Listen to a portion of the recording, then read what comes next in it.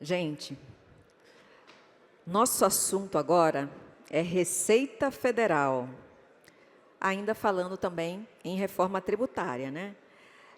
A gente vai convidar ao palco agora Paulo Sérgio Cláudio.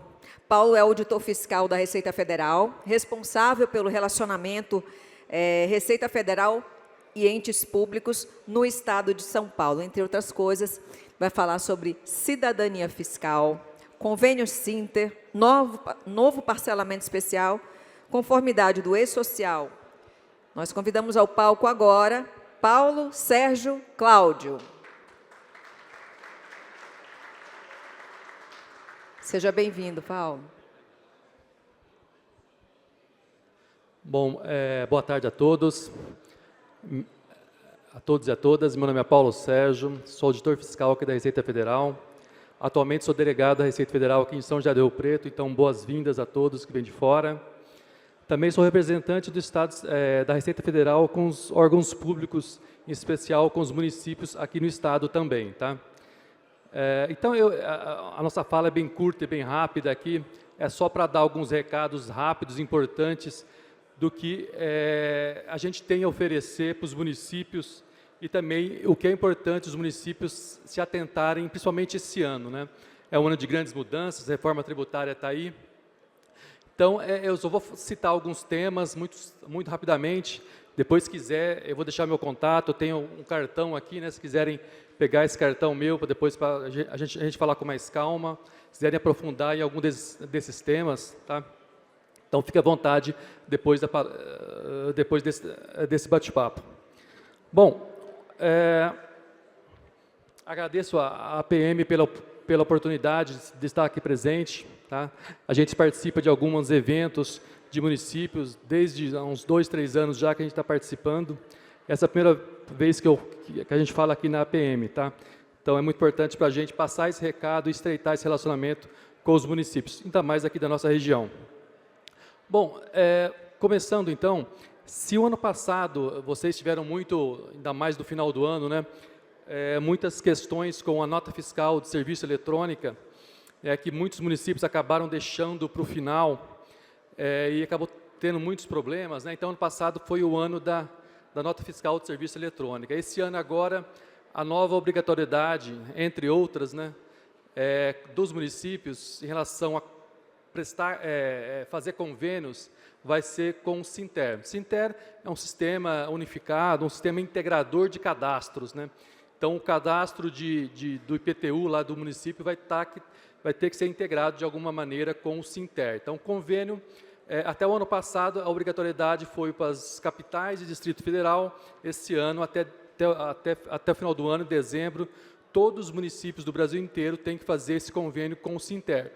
Então, coloquem na agenda aí, né, para atentar, conversar com as equipes especializadas de vocês lá, somente o pessoal que mexe com o IPTU e tudo mais, para fazer esse convênio o mais rápido possível, porque, além de ser obrigatório por conta da reforma tributária, traz alguns benefícios, né? Vocês vão ter acesso, por exemplo, a imagens de satélite dos lotes, dos municípios, dos terrenos, enfim, né?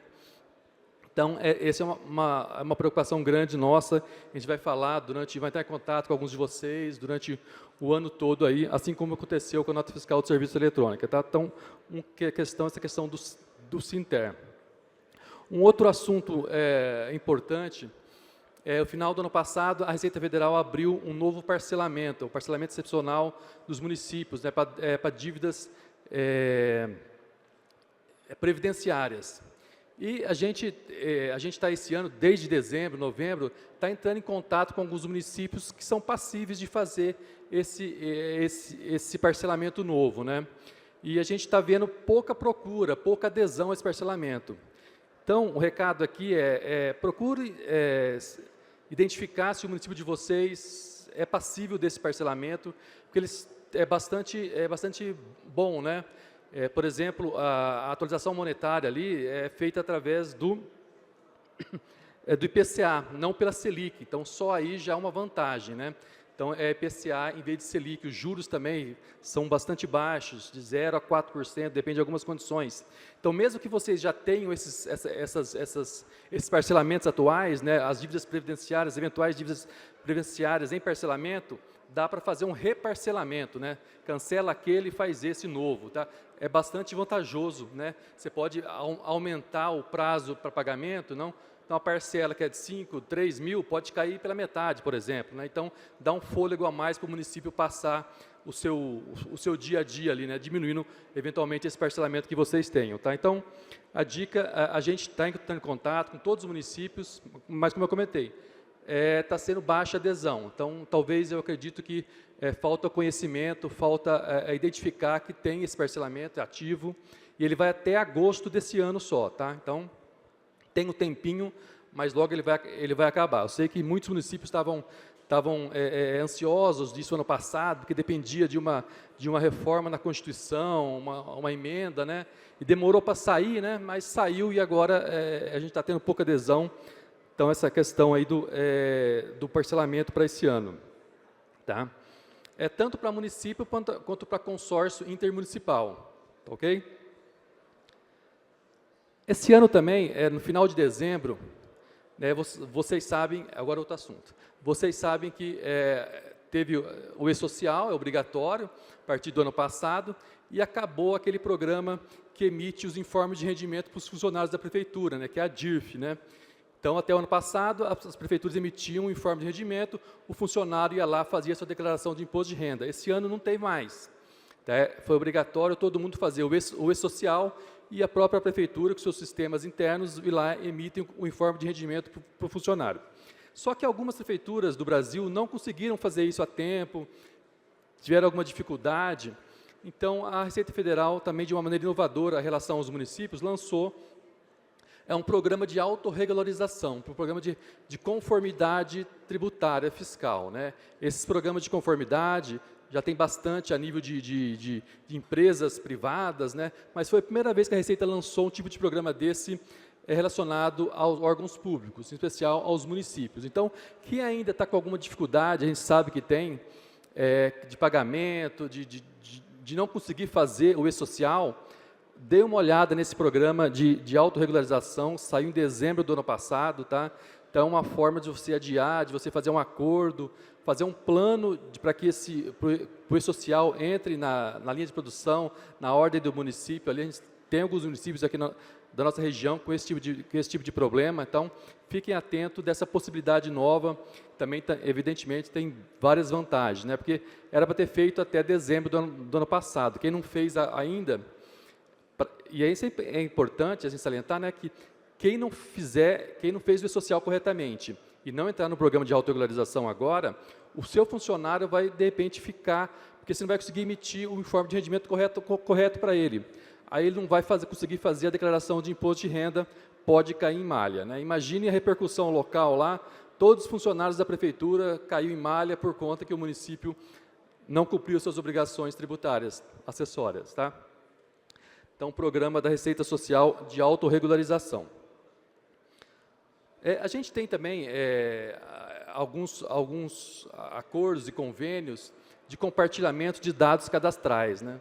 Então, a gente tem a reforma tributária, integrando vários cadastros, mas a gente da Receita tem a possibilidade do município consultar, né?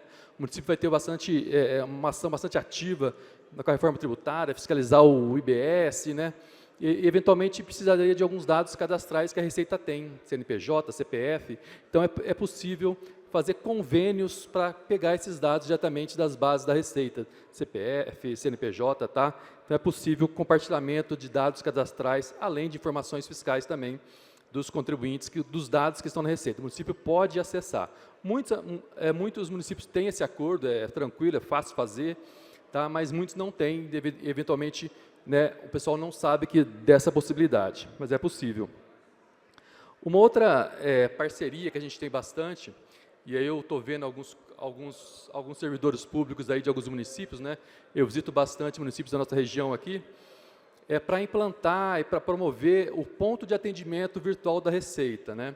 É a Receita Federal dentro do município lá de vocês. Geralmente o pessoal coloca no poupa-tempo, ou no ganha-tempo, ou na área de tributos internos do município ali. É uma pessoa do município que vai prestar serviço, o mesmo serviço que a Receita Federal presta para a pessoa física hoje, na delegacia ou na agência, pode ser prestado para o município. Isso é uma grande vantagem, né? O pessoa, o cidadão do município, lá não precisa vir para uma delegacia ou para uma agência, né? Então, o próprio município presta esse atendimento lá mesmo, no local, lá, onde já presta aquelas informações de banco, a questão do RG, né? Que quem tem poupa-tempo ali já faz isso, né? E pode, então, prestar serviço da Receita Federal também, tá? Então, a gente está bastante avançado nisso, mas em nossa região, por exemplo, nem metade ainda dos municípios tem esse ponto de atendimento, tá? Então, a gente está pronto para que 100% dos municípios, esse é o nosso desejo, não importa o tamanho, se é município grande ou pequeno, a gente quer o máximo de municípios possíveis dentro de trabalho com esse ponto de atendimento virtual nosso, tá? Só basta ali um funcionário que tem que ser servidor público, uma mesa para ele, um acesso à internet e tal, vai funcionar, o custo para o município é relativamente baixo, né? Esse funcionário pode ser compartilhado com outros serviços que a prefeitura presta também. E a gente também é procurado por vocês muitas vezes para doação de mercadorias, né? Então a gente, né, ressalta que que o município tiver, a gente não dá para atender todo mundo, que é muita gente, muitos municípios pedindo, a gente tem pouca gente trabalhando, o estoque não é tão grande assim, né? Então não dá para atender todo mundo. Então a gente prioriza um município que tem algum tipo de acordo com a Receita Federal de compartilhamento de dados, ou, por exemplo, do PAV. Não? Então, quem tem PAV, por exemplo, ou quem tem algum outro tipo de acordo, tem prioridade em receber essas mercadorias apreendidas. E sobre esse ponto ainda, mercadoria apreendida, a gente pode fazer as doações, mas tem a lei eleitoral, né? Esse ano tem eleição. Então, quando tem eleição, a gente pode doar até 3 meses antes da eleição. Então, a gente só vai fazer doação para os municípios até comecinho de julho, né? Então, quem tiver necessidade, quem precisar fazer esse tipo de pedido, faça rapidamente, primeiro trimestre, para dar tempo de receber, a gente procurar e eventualmente conseguir atender. Então, façam isso logo, esses pedidos de doação de mercadoria, porque a gente só vai poder entregar a mercadoria até julho, né? Então, tem todo o processo anterior ali, tá? Então, fique atento a isso também, doação de mercadorias. A gente está fazendo uma parceria com, alguns de vocês devem conhecer, uma chamada Escola Municipal, né? E a gente vai dar prestando alguns treinamentos, alguns cursos durante o ano aí, via Escola Municipal. O consórcio de municípios Codevar foi que fez esse intermédio aí. Então a gente vai estar prestando algumas informações, então fiquem atentos à Escola Municipal, né, que vão ter cursos nossos, falar sobre esses assuntos que eu comentei agora. Nós vamos falar com mais tempo aí para auxiliar vocês com informações. E já está começando, né, vai começar agora em março a declaração do imposto de renda. Então, alerto para vocês que tem o Fundo Municipal da Criança e do Adolescente e o Fundo Municipal da Pessoa Idosa, que comece suas campanhas. Alerta principalmente, converse com os contadores, façam reuniões com os contadores do município, para que o contador oriente o seu cliente, né, que vai fazer a declaração de imposto de renda, a fazer essa doação, a essa destinação de parte do imposto de renda dele, né, que é no máximo 6%, 3% para um fundo, 3% para o outro fundo, para ficar o dinheiro no próprio município. Então, o dinheiro não vai para Brasília, para depois ser repassado via fundo de participação, não vai, fica direto o dinheiro no fundo. É o dinheiro que vem direto, limpo, sem burocracia nenhuma. Basta que a pessoa que está declarando imposto de renda, a pessoa destine esse valor. E ele não tem gasto nenhum para ele também, porque o dinheiro que já é parte do imposto devido. Então, o dinheiro que ele já ia pagar para o governo federal, fica no próprio município, né?